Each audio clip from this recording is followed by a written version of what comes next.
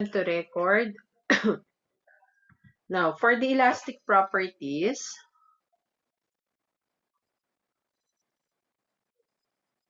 we have the elastic properties.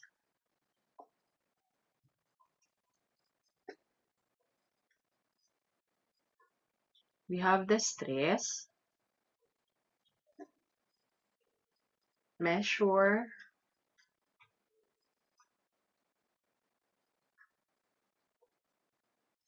of the strength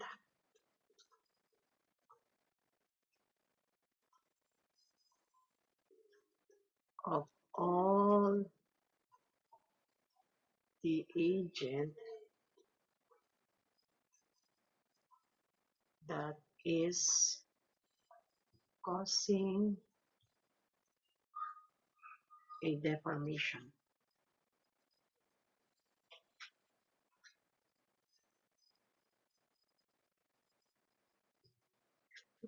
Precisely if a force F is applied possibly uh, obliquely to a surface of area A, then we can say that your stress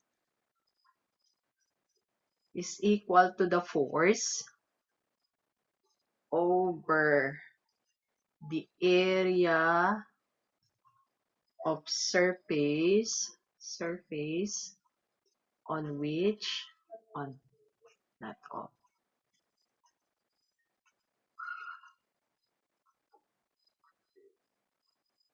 on which force act.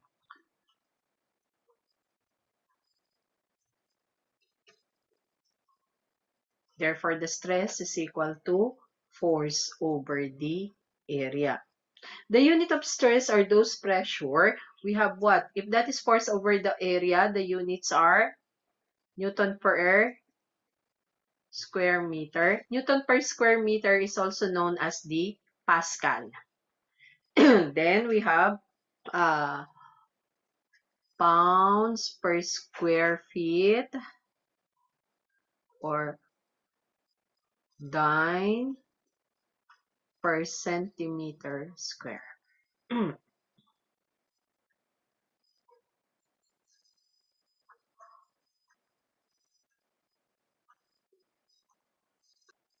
Now we have the strain. Okay, for the strain, fractional deformation is a fractional deformation is the fractional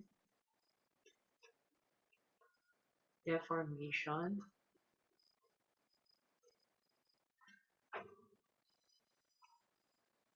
resulting from a stress.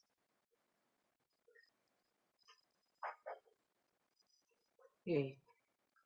Then it is the ratio of the change in some dimensional of a body to the original dimension in which the change occur. Okay, we have the strain, which is equal to change in dimension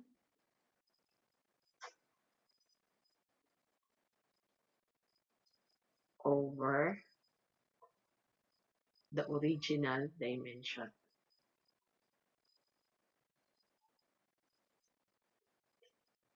That is equal to delta L over L sub O.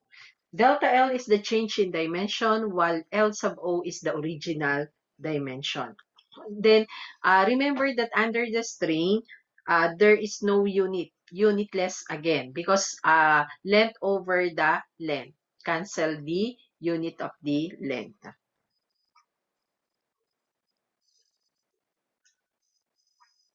Okay, now we have the elasticity.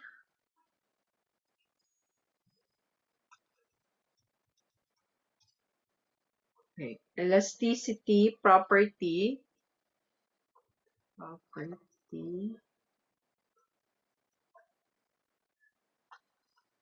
by virtue which a body returns to its original size and shape when the forces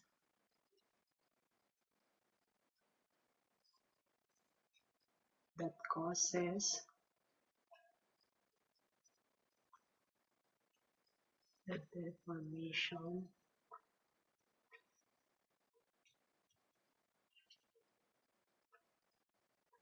are removed. Okay, again.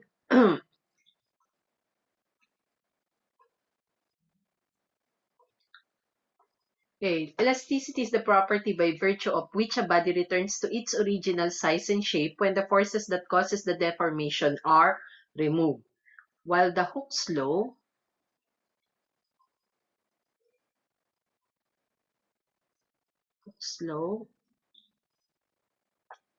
stated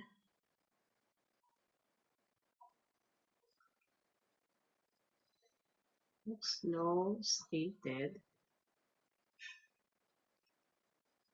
in terms of strains, stress and strain,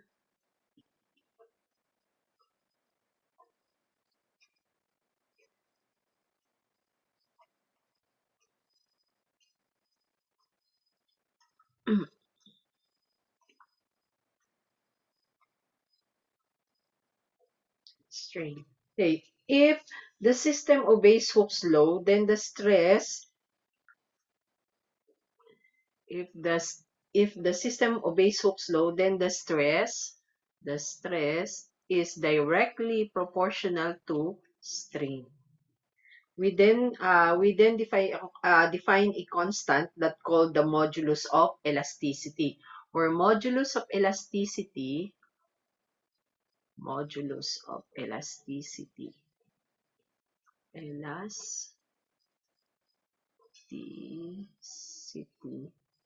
is equal to stress over strain.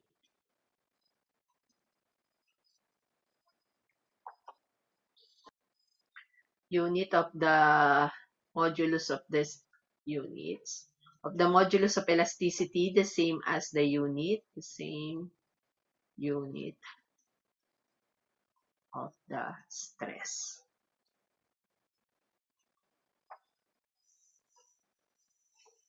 Okay, now we have the elastic limit.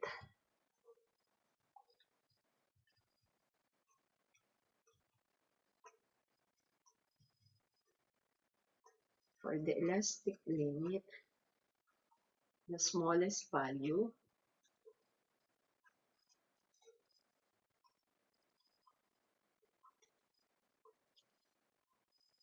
of the stress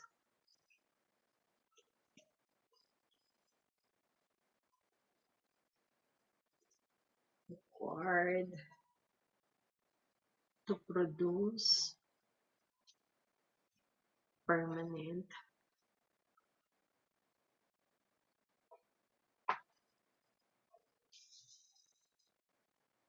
distortion in a body. When a stress in excess of this limit is applied, the body will not return exactly to its original state after the stress is removed. Example, a rubber band. When you stretch a rubber band and it meets its elastic limit, of course, there will be a deformation. It will not go back to its original size and shape. Okay. Then we have the ultimate strength. Yeah, again, for the elastic limit, when the stress is excess of this limit is applied, the body will not return to its exactly to its original state after the stress is removed. We have the ultimate strength. Ultimate strength. Now, for the ultimate strength, the smallest value of stress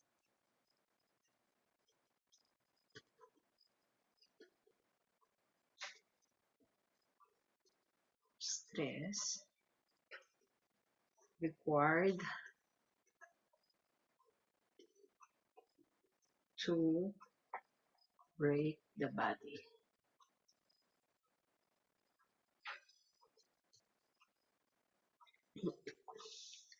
Then, we have the Young's modulus.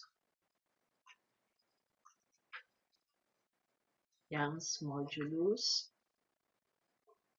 For the Young's modulus, this one is known as the tensile or tensile modulus. Modulus. Okay. Describe the length of elasticity of a materials. Okay. Young's modulus is also the same as the uh, tensile stress over the ratio of the tensile stress over the tensile strain. Young modulus is the ratio of tensile or tensile stress over the tensile strain. Okay. While the tensile or tensile stress is equal to force over the area, while tensile strain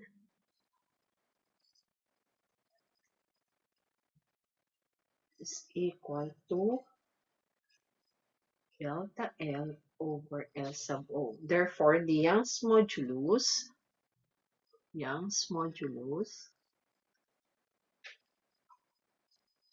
the symbol is capital Y. Young's modulus is equal to tensile stress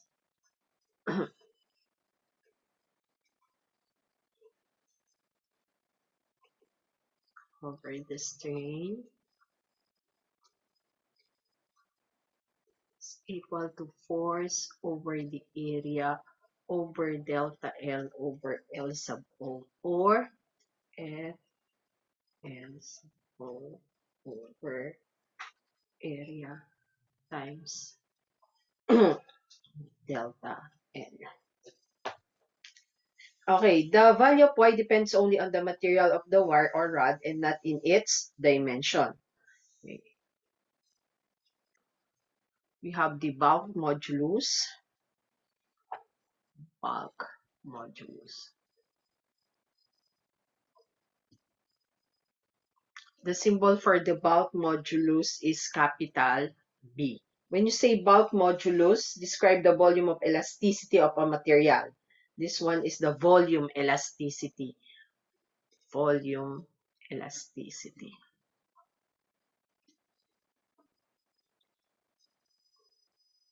Okay. Suppose that a uniformly distributed compressive force acts on the surface of an object and is directed perpendicular to the surface at all points. Okay. Then, if the force and the force acting on and perpendicular to an area, we can define that the bulk modulus we have.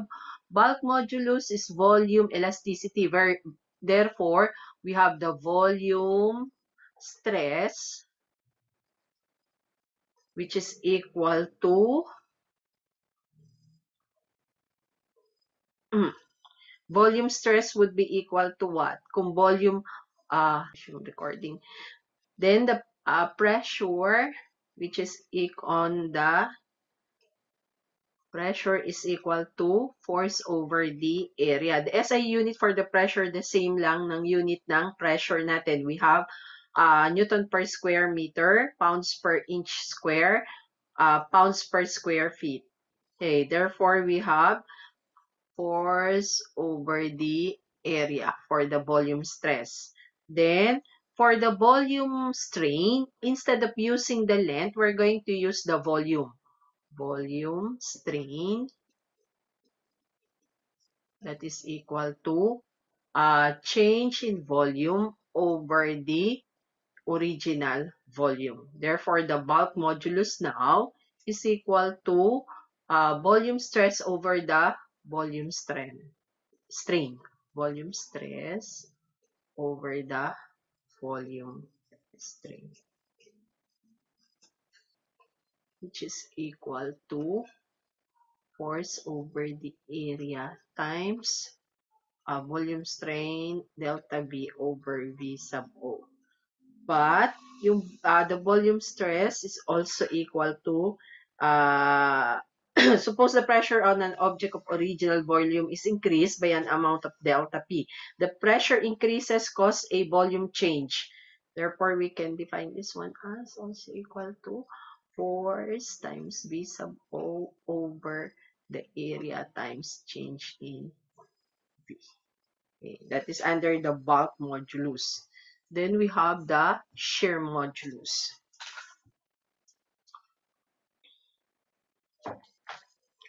Now for the shear modulus, the symbol is capital S. Okay. Describes the shapes.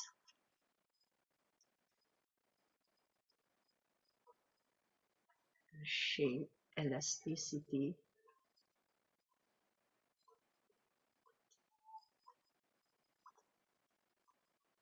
of the material. Okay. This one is also known as the shape elasticity.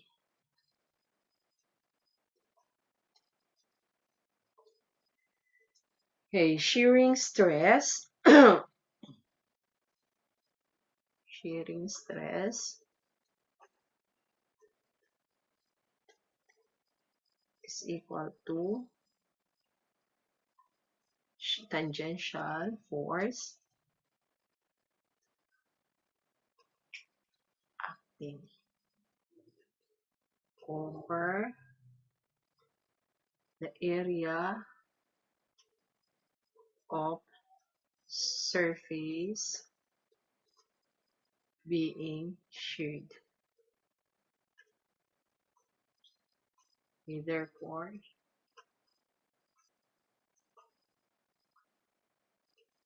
we have force over the area, while shearing strain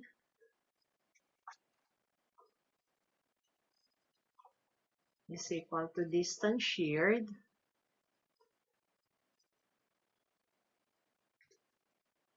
over distance between surfaces. You have delta L over L sub O. Therefore, the shear modulus is equal to force over the area over delta L over L sub O. Okay. Force times the distance between two surfaces over the distance sheared. Okay. To understand more, we have a figure here. This one is the original figure of a box. When you applied a force, and of course, there would be a change of shape.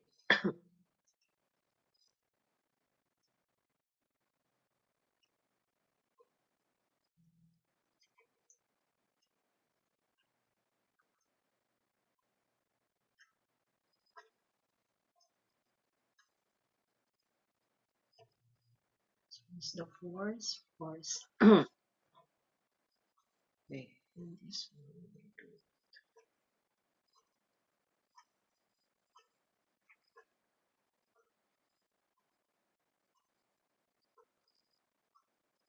Okay. This one would be your distance sheared, and this one would be the distance between two surfaces from this point up to this point. This one is your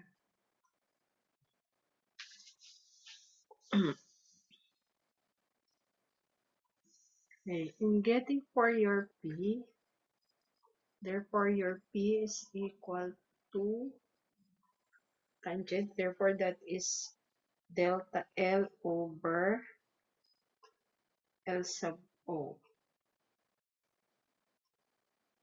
Tangent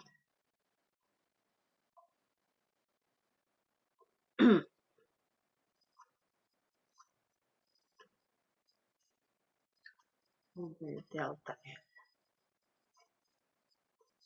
Okay, we have the Young's modulus, the bulk modulus, and the shear modulus. Again, when you say Young's modulus is the tensile elasticity, while bulk modulus is the volume elasticity, shear modulus is the shape elasticity.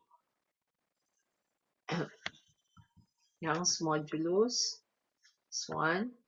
We have the tensile modulus, then bulk modulus, volume elasticity, then shear modulus is the shape elasticity.